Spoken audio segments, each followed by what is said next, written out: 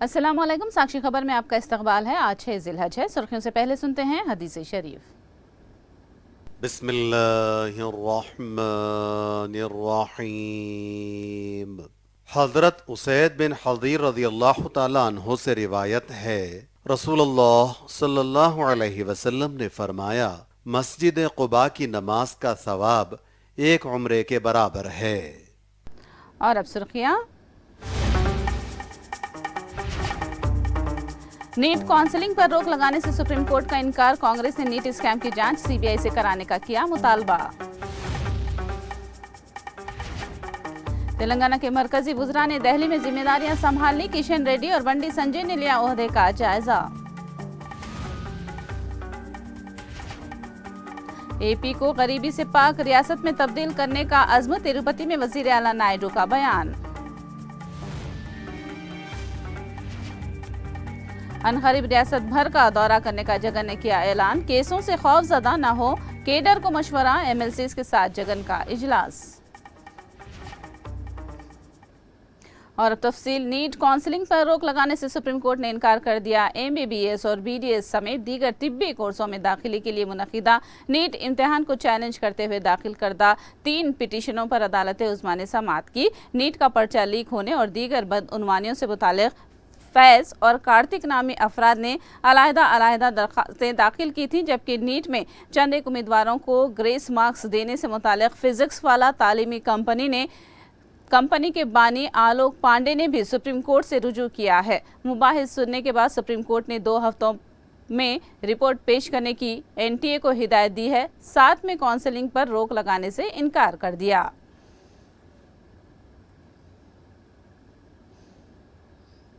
Congress party ने NEET इम्तिहान से मुताल्लिक़ स्कैम की सीबीआई जांच का मुतालबा किया है। कांग्रेस लीडर ने दिल्ली में प्रेस कॉन्फ्रेंस मुनाकिद करते हुए कहा कि एनटीए खुद इस स्कैम में मुलविस है और उसी से जांच कराना कहां तक मुनासिब है। उन्होंने गैर जानिबदार जांच के लिए मामला सीबीआई के हवाले करने की हुकूमत से मांग की। अब तक एनटीए के द्वारा सिर्फ इस ग्रेस मार्क के विषय पर ही हमने निर्णय सुना, लेकिन जो एक बड़ा स्कैम हुआ है उस स्कैम के संदर्भ में आज सरकार से हमें कोई ठोस कदम नहीं सुनने को मिला है। पिछले ही दिन देश के विभिन्न कोने में एनएसवाई जो हमारा छात्र संगठन है विरोध जताया।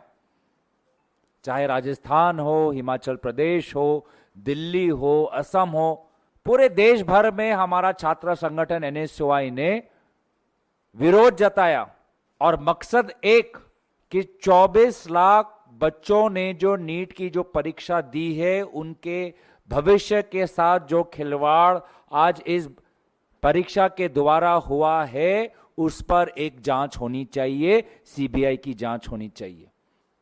सीबीआई के इस जांच पर आज शिक्षा मंत्री प्रधान जी चुप, इस विषय को छू ही नहीं रहे, इस पे चर्चा करना चाहते ही नहीं। मरकजी वजीर की हैसियत से जी किशन रेड्डी ने अपने ओहदे का जायजा हासिल कर लिया। शास्त्री भवन में कोयला और कानूनी के वजीर के तौर पर सिकंदराबाद के एमपी ने जिम्मेदारी संभाली। ओहदे का जायजा लेने से पहले उन्होंने अमर वीरों की यादगार पर हाजिरी दी और अपने चेंबर में पूजा में शामिल होने के बाद जिम्मेदारी संभाल ली। इस मौके पर उनके हमरा मलकाजगिरी के एमपी एटेला राजेंद्र भी मौजूद थे।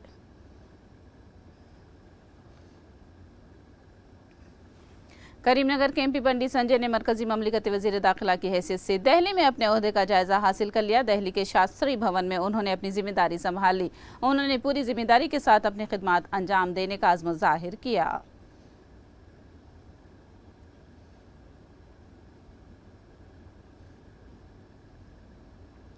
आज से अवामी हुकूमत शुरू हो चुकी है। वज़ीर आला चंद्रबाबू नायडू ने ये बात कही। उन्होंने तिरुमला में तब्दीलियां लाने का ऐलान किया है। बाबू ने अज़्म जाहिर किया कि एपी रियासत को गरीबी से पाक रियासत में तब्दील किया जाएगा। उन्होंने उम्मीद जाहिर की कि 2047 तक तेलुगु कौम नंबर 1 मुकाम पर होगी। बाबू ने कहा कि अवाम को हुकूमत का हिस्सा बनना चाहिए।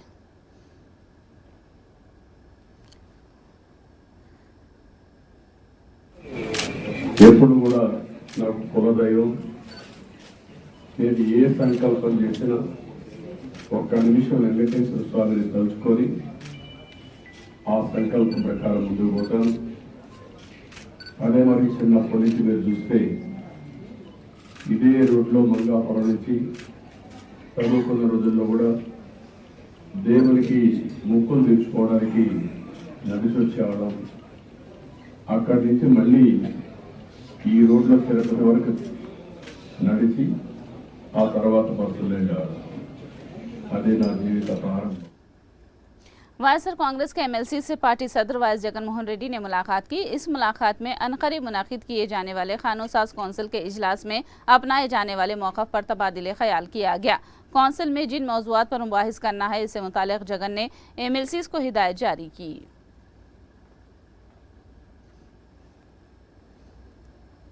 ప్రజల్లో ఈరోజు మనం చేసిన పాలన మీద విశ్వసనీయత అనే పదానికి అర్థం ఈ రోజుకి కూడా ప్రజల్లో ఉంది.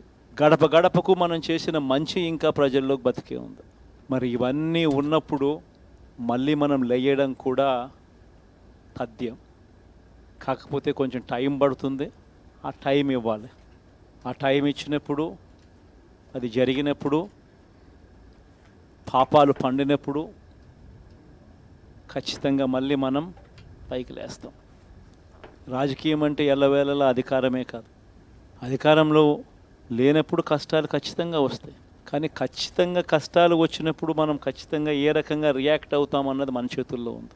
విలువలు విశ్వసనీయత లేని మనిషిగా రాజకీయాలు చేద్దామా, లేదా కష్టాలు వచ్చినప్పుడు ఆ కష్టాలను ఎదుర్కొని హుందాగా నిలబడుతూ మళ్ళీ 5 సంవత్సరాలు కళ్ళు మూసుకుంటే 5 సంవత్సరాలు అయిపోతాయి. మళ్ళీ 5 సంవత్సరాల తర్వాత మన పాలన వస్తుంది, మన ప్రభుత్వం వస్తుంది. అప్పుడు మళ్ళీ మనమే ఆందోళన ఎక్కుతామన్నది కూడా గుర్తుపెట్టుకొని అడుగులు వేస్తామా అన్నది మనలో ప్రతి ఒక్కరూ కూడా ఆలోచన చేసుకోవాలి. अवाम के हक में जद्दोजहद जारी रहेगी। वायएसआर कांग्रेस एमएलसी वर्दवा कल्याणी ने ये बात कही। उन्होंने कहा कि इत्तेहादी हुकूमत पर वादों को तकमील के लिए दबाव बनाया जाएगा। उन्होंने कहा कि कानून साज कौंसिल में अवामी मसाइल उठाए जाएंगे।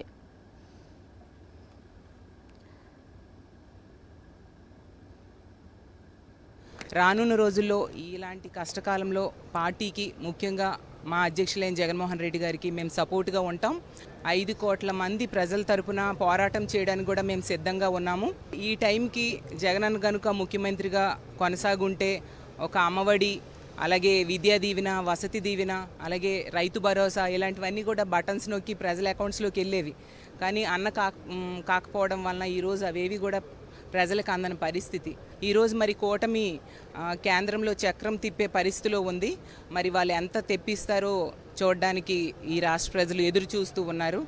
సో రానున్న రోజుల్లో వాళ్ళు ఇచ్చిన హామీలు ఏ మేరకు అమలు చేస్తారో కూడా మేమందరం కూడా చూస్తాము. చేయకపోతే మాత్రం అన్యాయం గురైన ప్రజల తరపున పోరాటం చేయడానికి మేమందరం కూడా ఎప్పుడూ సిద్ధమే. ప్రజా వ్యతిరేక కార్యకలాపాలు ఏం చేసినా లేదా వాళ్ళు ఇచ్చిన హామీలు అమలు చేయకపోయినా ప్రజల తరపున మా కౌన్సిల్లో పోరాటం చేయడానికి మేమందరం కూడా సిద్ధంగా ఉన్నాము. జగనన్న ఎప్పుడు ప్రజల్లో ఉండడానికి ఇష్టపడే వ్యక్తి. ఖచ్చితంగా రానున్న రోజుల్లో ప్రజల్లో ఉండి ప్రజల సమస్యల మీద పోరాటం చేయడానికి సిద్ధంగా ఉన్నారు.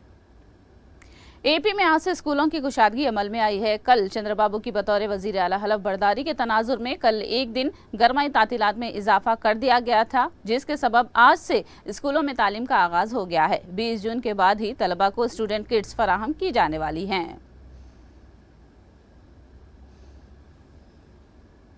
वोटों की गिनती के बाद से ही तेलुगुदेशम कायदीन के वाईसीपी कारकुनों पर हमलों के वाकयात शुरू हो गए हैं। राज्यसभा एमपी वाईवी सुब्बा रेड्डी ने ये बात कही। उन्होंने कहा कि गवर्नर से शिकायत के बावजूद भी हमले जूं के तूं जारी हैं। उन्होंने बताया कि इसके बाद सदर जमहूरिया हिंद, वजीर आजम और HRC में भी शिकायत की गई है। ఓటములనే సహజమే, కానీ మన రాష్ట్రంలో ఈ ఎలక్షన్స్ తర్వాత మరీ ముఖ్యంగా కౌంటింగ్ తర్వాత రాష్ట్ర వ్యాప్తంగా వైఎస్ఆర్ కాంగ్రెస్ పార్టీ నాయకులపై, కార్యకర్తలపై, వైఎస్ఆర్ కాంగ్రెస్ పార్టీ నాయకుల ఆస్తులపై, ప్రభుత్వ ఆస్తులపై జరుగుతున్న దాడులు చూస్తే చాలా ఘోరంగా ఉంది పరిస్థితి. దానిపై చర్యలు తీసుకోవాలని గవర్నర్ గారికి చెప్పాం. పోలింగ్ కౌంటింగ్ అయిపోయిన సాయంకాలం నుంచే స్టార్ట్ అయ్యి నిన్నటి వరకు కూడా దాడులు ఆగట్లేదు. గవర్నర్ గారి దృష్టికి తీసుకెళ్ళారు, అయినా దాడులు ఆగలేదు. అందుకని ఢిల్లీ వెళ్ళి రాష్ట్రపతి దృష్టికి, ప్రధానమంత్రి దృష్టికి, హోంమంత్రి దృష్టికి కూడా ఫిర్యాదులు అందించడం జరిగింది. నేషనల్ హ్యూమన్ రైట్స్ కమిషన్ కూడా ఫిర్యాదులు అందించడం జరిగింది. సాక్ష్యాలతో సహా ఏ విధంగా ఎక్కడెక్కడ దాడులు జరుగుతున్నాయని కూడా అన్నీ కూడా సమర్పించడం జరుగుతుంది. తప్పకుండా రాబోయే రోజుల్లో వీటన్నిటికీ అరికట్టే విధంగా రాష్ట్ర ప్రభుత్వం చర్యలు తీసుకుంటుందని, లేని పక్షంలో కేంద్ర ప్రభుత్వం అయినా సరే వాళ్ళు కూడా ఇక్కడ ఎన్డీఏ రాష్ట్రంలో ఉండే ఎన్డీఏలో భాగస్వామ్య పార్టీ కాబట్టి వాళ్ళైనా చర్యలు తీసుకొని రాష్ట్రంలో ప్రశాంత వాతావరణం వచ్చే విధంగా కోరుకుంటున్నాం. एपी में मानसून जोर पकड़ने की पेशकयासी की गई है। 15 जून से एपी में तेज मानसूनी बारिश का इम्कान जाहिर किया गया है, जबकि आज और कल हल्की से औसत दर्जे की बारिश का कयास जाहिर किया गया है। 2-3 दिन में एपी में मानसून मजीद फैलने का इम्कान जाहिर किया गया है।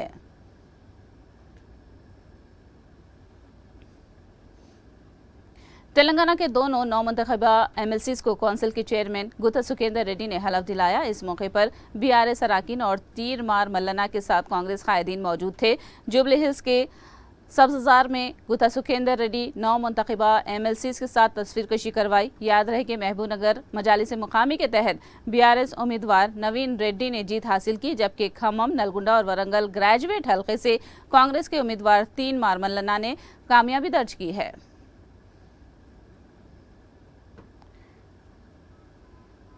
वहीं महबूब नगर से मुंतखबा एमएलसी ने उनकी जीत को कांग्रेस हुकूमत के खिलाफ महबूब नगर में पाई जाने वाली नाराजगी का मजहर करार दिया। उन्होंने केसीआर और दीगर बीआरएस कायदीन का शुक्रिया अदा किया और अवामी मुखालिफ हुकूमत की पॉलिसी के खिलाफ जद्दोजहद जारी रखने का अज़्म जाहिर किया।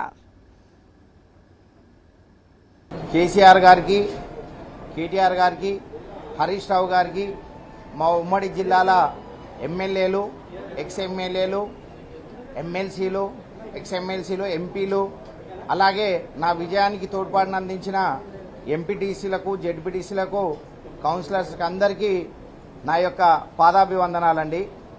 నా విజయం తెలంగాణ అమరవీరులకు అంకితం. ఎందుకంటే తెలంగాణ ఆవిర్భావ దినోత్సవం రోజు నా విజయం ఖరారైంది. అలాగే ముఖ్యమంత్రి గారికి, మా తొలి ముఖ్యమంత్రి కేసీఆర్ గారికి మహబూబ్ నగర్ నుంచి అసెంబ్లీ ఎలక్షన్స్ తర్వాత మళ్ళా జరిగిన ఎలక్షన్లో అదే మహబూబ్ నగర్ డిస్టిక్ నుంచి ముఖ్యమంత్రి రేవంత్ రెడ్డి గారి నియోజకవర్గం ఉన్న మహబూబ్ నగర్ ఉమ్మడి జిల్లా నుంచి నన్ను ఎమ్మెల్సీగా గెలిపించి పాలమూరు ప్రజానికం మరొక్కసారి ఇది రేవంత్ రెడ్డి అడ్డా కాదు, కేసీఆర్ గారు అడ్డా అని చెప్పి నిరూపించినందుకు, అలాగే నాకు ఈ అవకాశాన్ని ఇచ్చిన మా పార్టీ అధినాయకత్వాన్ని అందరికీ నా యొక్క నమస్కారాలు. అంటే ముఖ్యంగా నేను స్థానిక సమస్యల నుంచి వచ్చిన అభ్యర్థిని కాబట్టి నాకు పూర్తి అవగాహన ఉంటుందని చెప్పి పార్టీ నన్ను నమ్మి స్థానిక సమస్యలపై అవగాహన ఉన్న నన్ను ఎమ్మెల్సీగా నిలబెట్టి నా వెన్నంటే ఉన్న ఎమ్మెల్యేలు, ఎక్స్ ఎమ్మెల్యేలు, అలాగే ఎమ్మెల్సీలందరూ నా విజయంలో తోడ్పాటు అందించారు. तेलंगाना में बकरे के बच्चों के स्कैम पर ईडी ने तवज्जो मरकूज की है।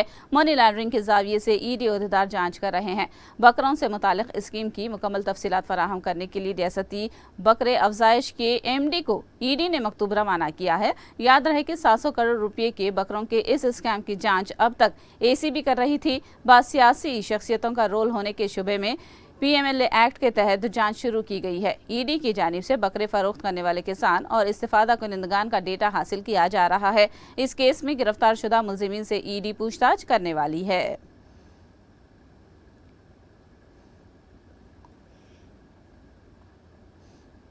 वरंगल में आरटीसी बस न रोकने पर एक खातून ने हंगामा बर्पा कर दिया। बस के आगे आकर लेट गई। उसके माजूर बच्चे को बस में छोड़ने का मौका न देने का इल्जाम लगाया और उसके बच्चे को बस में सवार किए बगैर ले जाने पर बरहम खातून ने ऑटो में बस का पीछा किया और बस के सामने लेटकर एहतजाज किया और बस को दोबारा बस स्टैंड ले जाकर अपने बच्चे को बस में सवार किया। खातून की हालत देखकर आवाम खौफजदा हो गए।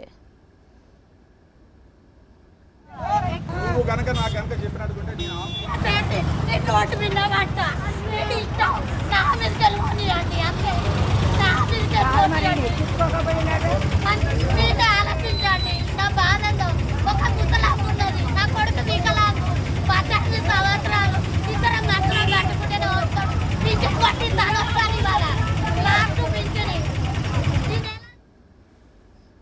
वहीं बस ड्राइवर ने इस मामले पर अपना रद्द-ए-अमल दिया है। उसने कहा कि खातून की जानिब से बस रोकने की दरख्वास्त से वो लाइल्म था। इस बारे में कंडक्टर ने उससे कुछ नहीं कहा।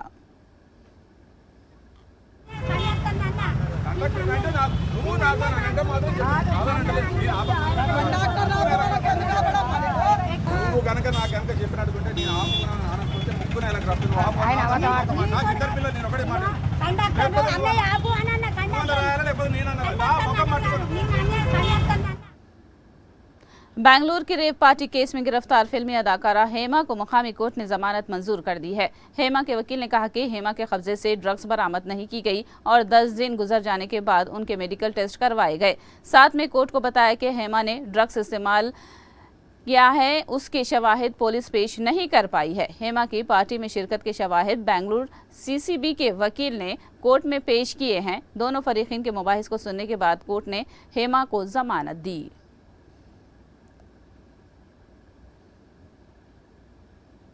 कश्मीर में मिलिटेंटों ने एक बार फिर हमला कर दिया। इस बार दोरा चेक पोस्ट पर फायरिंग करके फरार होने वाले मिलिटेंटों की तलाश के दौरान एक बार फिर इनकाउंटर पेश आया।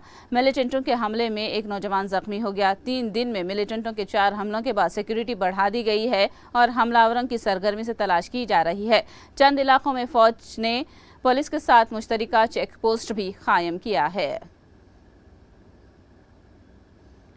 दूसरी जानिब मुश्तबा मिलिटेंटों की तस्वीरी खाकी को पुलिस ने जारी किया है। दोडा चेक पोस्ट पर हमला करने वाले 4 मिलिटेंटों की तस्वीरें जारी की गई हैं और फौज पुलिस को शुबा है कि वो भदवेरा, तातरी और गांधू में छुपे हो सकते हैं। उनका पता बताने वालों को 5 लाख रुपए इनाम देने का ऐलान किया गया है। साथ में पता बताने वाले का नाम और उसकी तफसीलात को राज में रखने का भी ऐलान किया है। अरुणाचल प्रदेश के वजीर आला के तौर पर हेमा खंडू ने वजारत आला का हलफ ले लिया। उन्होंने लगातार तीसरी बार ये जिम्मेदारी संभाली है। हलफ बर्दारी तकरीब में मरकजी वज़ीर अमित शाह, JP नड्डा ने शिरकत की। याद रहे कि अरुणाचल प्रदेश के असेंबली इंतखाबात में बीजेपी को 46 नशिस्तें हासिल हुई हैं, जबकि नेशनल पीपल्स पार्टी को 5 सीटें मिली हैं। दिल्ली में पानी की किल्लत पर काबू पाने के लिए आप हुकूमत मुख्तलिफ इक़दाम कर रही है। रियासती वज़ीर आतिशी की क़ियादत में दिल्ली के मुख्तलिफ इलाकों का दौरा करके वाटर लीकेज की निशानदही की जा रही है और दिल्ली भर में टैंकरों के जरिए पानी सप्लाई किया जा रहा है। देखिए, ये जो मेन लाइन है जो सोनिया विहार से ग्रेटर कैलाश के लिए साउथ दिल्ली मेंस कहलाता है। ग्रेटर कैलाश, जंगपुरा, निज़ामुद्दीन, जल विहार, लाजपत नगर में ये सारी पानी की पाइपलाइन जाती है। तो इसको हम चेक करने के लिए आए हैं कि कहीं पर किसी प्रकार की लीकेज तो नहीं है। सीनियर ऑफिसर्स को भी बोला गया है कि सारी पाइपलाइंस को चेक किया जाए। जल बोर्ड के स्टाफ को भी कहा गया है कि उनके साथ रेवेन्यू डिपार्टमेंट के ऑफिसर्स मिलकर पेट्रोलिंग करेंगे, क्योंकि इस पानी की कमी की परिस्थिति में एक बूंद भी पानी हम वेस्ट नहीं कर सकते। देखिए, बिल्कुल क्या क्या कदम उठाए गए हैं पानी की वेस्टेज रोकने के लिए, ये सुप्रीम कोर्ट ने हमने डिटेल में फाइल किया है। सुप्रीम कोर्ट ने टैंकर्स का भी इशू उठाया था और उस पर भी डिटेल्स हमने फाइल की हैं। लेकिन समझने वाली बात ये है कि आज के दिन में दिल्ली जल बोर्ड 1000 टैंकर चला रहा है। वो दिन में 6 से 8 ट्रिप करते हैं। इतना मैसिव टैंकर नेटवर्क भी मात्र 4 से 5 mgd पानी का प्रयोग करता है। तो इलीगल टैंकर्स बिल्कुल रोकने चाहिए, लेकिन अगर हम उन्हें रोकेंगे भी तो आप आधा mgd पानी बचा लेंगे, आप पौना mgd पानी बचा लेंगे, आप शायद 1 mgd पानी बचा लेंगे। लेकिन जो 40 mgd पानी की कमी है उसको पूरा नहीं किया जा सकता। उसको पूरा किया जा सकता है सिर्फ और सिर्फ अगर हमें यमुना में वजीराबाद पौंड पर और मुनक कनाल में पानी मिले।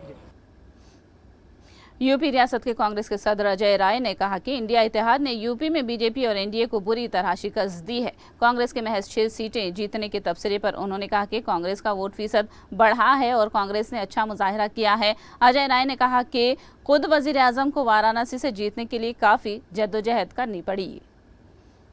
हम 80 पे नहीं लड़े हैं, हम 80 पे लड़े होते तब ना आप कहते ये बात। 17 लड़े, 17 में हमारा परफॉर्मेंस देख लीजिए, वोट का परसेंटेज देख लीजिए हमारा 17 में, 17 पे 80 पे मत काउंट करिए। और जो हमें सीटें हराई गई, अब सदल प्रसाद जी को जबरदस्ती हरवाया, जबरदस्ती सरकार ने हरवाया है सदल प्रसाद जी को। बांसगांव हमारी देवरिया की सीट जबरदस्ती हराई गई, महाराजगंज की सीट जबरदस्ती हराई गई और अमरोहा की सीट जबरदस्ती हराई गई। बनारस में पूरी तरीके से सभी मंत्री, मुख्यमंत्री, मैं अकेला, मेरा मनोबल, मेरे कार्यकर्ता। छत्तीसगढ़ के रायपुर में आमों का मेला लगाया गया है। इस मेले में हम अक़साम के आम रखे गए हैं। इसके अलावा आम से बनी कई अशिया को मेले में देखने और खरीदने के लिए रखा गया है। इस मेले में आवाम की कसीर तादाद शरीक हो रही है। वैसे भी देश दुनिया भर में आमों का एक अलग महत्व है, फलों का राजा बोला जाता है। तो ये हमारे छत्तीसगढ़ में भी आम की खेती बहुतायत में लोग कर रहे हैं और इसके माध्यम से लोग अपने आय भी बढ़ा रहे हैं। तो ये आयोजन से निश्चित ही हमारे किसानों के साथ साथ प्रदेश भर में जो आम उत्पादक जो किसान हैं उसको भी एक मंच मिल रहा है और उसके माध्यम से उनका जो उत्पादन जो आम का हो रहा है उसे आगे चलकर एक मार्केट भी मिलेगी और कैसे लोग इसके माध्यम से अधिक उत्पादन करके अपने आय को कैसे दोगुनी कर सके, अधिक कर सके, ऐसा सोच करके भी ये कार्यक्रम होते रहे हैं।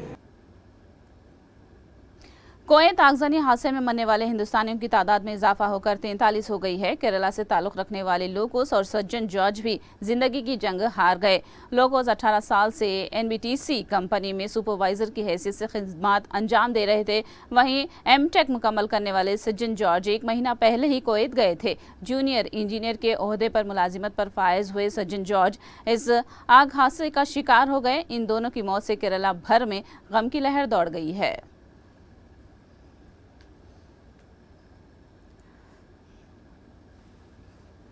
आखिर में सुर्खियां एक बार फिर। नीट काउंसलिंग पर रोक लगाने से सुप्रीम कोर्ट का इनकार। कांग्रेस ने नीट स्कैम की जांच सीबीआई से कराने का किया मुतालबा।